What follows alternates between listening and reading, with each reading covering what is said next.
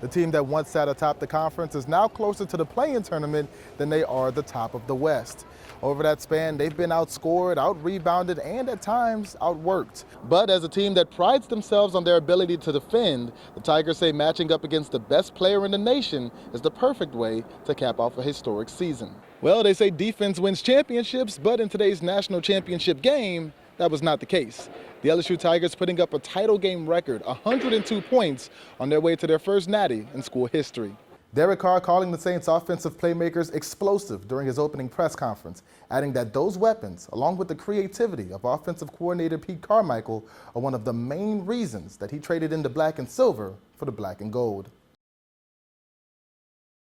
It's like a dream come true. I mean, you always want to leave a footprint on this earth, and I think the best way to do that is to make history. Friday, for the first time ever, the Dillard baseball team will take the diamond. First pitch, first hit, first strikeout, first home run, first double, first that, everything that they do in this first year, they're going to be enshrined in the record books. When head coach Trennis Grant stepped on campus to lead the program in their inaugural season, all he had was a baseball bat and a dream. No facilities, no uniforms, and no baseballs. So the job came with a certain set of challenges. Early on, it was recruiting because you didn't have anything to show the kids. The only thing that was on the website, it was just me, a picture of me. So that's exactly what he pitched, who he was as a man and as a coach. Then the commitment started rolling in. Make a play good, oh boy. Great character, tough young men. That's what I needed. Those guys who basically take the program forward. And make sure they put a stamp on this signature year. With this being their inaugural season, there aren't many expectations from the outside for the Blue Devils to win initially. But with Coach Grant coming off back-to-back SWAC championships, he's not buying into that mindset. He says whether it's the first year or not, this team is swinging for the fences. It's regional or bust. If we can't get to regional, we've underachieved. I'm as hungry as any man can be. I'm as hungry as 4 bears fighting over a tuna. However you want to put it. Reporting on Dillard Baseball, I'm Andre Johnson, Fox 8, Local First. We felt it was disrespectful putting together a 37-1 season and then no one even talking about us a couple months later. The Loyola Wolfpack are the reigning national champions, undefeated in conference play and coming off a big win over the number 8 team in the country. But despite all that, somehow they are still unranked on the season. But head coach Donald Reyes says there's a shift going on here at Loyola. Every year throughout the course of a basketball season, it goes from my team to their team. And as of last Tuesday, it transitioned to their team. So the way that we move from here on out will be based upon what they put in every single day. Getting to that point has been a process. There's been adversity around every corner, starting with a couple early exhibition losses. Honestly, a month in, they were a little bit stressed about, man, we're not winning, we're not doing this, we're not doing that. I'm like, guys, you've been together for 30 days, what do you expect? Still on fire. From there, the Pack started to click heading into their conference schedule.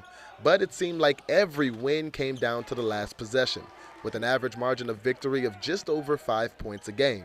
The good news, there is a silver lining there. Those games are better than the blowout games because it teaches us things that we need to do for later game situations. And if we blow teams out, we can get away with the little things that we can't get away with in the tournament. And we want to go back to the tournament, so we need those games to hold us accountable and keep us sharp. They've also been bit by the injury bug early in the season. We haven't had the consistent 5 or 7 or 8 guys. It's been somebody different every single time. We're not happy that the injuries have happened, but in the long run, it might be beneficial to us. When we do get everyone back, we always know that we have 10, 12 guys, so if someone needs to step up, they can go give us some solid minutes and we can rely on them. But so far, the Pack has persevered. So Coach Reyes says all he has to do is empower his players to lead that Pack. I'm just there to honestly lend a helping hand and, hey, nudge them like, hey, you know this isn't our best and this isn't worth cutting the nets down. If you bring that every single day, we'll be good. Covering the Wolfpack, I'm Andre Johnson, Fox 8, Local First. I think I missed that free throw. Yeah, right.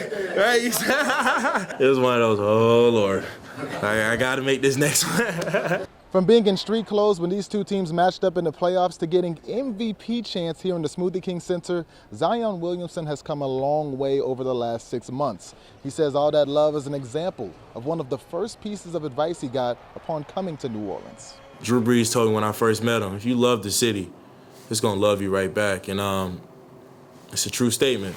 I love the city of New Orleans. And I'm just glad they come out and support the way they do. From the dunks to the drives, all the way to the dominance he showed on Sunday, sometimes even his team has to remind themselves this isn't normal for a player in their third season. I try to make sure that I'm over and over again, that it doesn't get boring watching what he does. It's incredible, his touch. He's playing how only he can play, to be honest with you. I don't know who else can do the things that he does out there, and he's reaching his potential, which is really important for him and our team and our growth, is for him to be the best version of himself. Just as rapidly as his game is growing, so is his confidence, and Zion owes that to his coaching staff.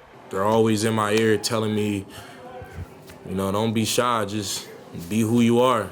It's okay to express yourself and, show that energy. So, thanks to them, I do feel that growth. After Sunday's performance, it's fair to say that he's entered the MVP conversation. And that talk's only going to continue to get louder if he can add one more piece to his game. And I'm like, Z, you gotta shoot more jumpers. His greatness is what it is, right? But for him to take that next step, especially when the playoffs starts, keep the defense honest. Zion nailed 2 threes on Sunday, only the third game in his career where he's hit multiple shots from beyond the arc. 2 of those games coming this season. Covering the Pelicans, I'm Andre Johnson, Fox 8, Local First.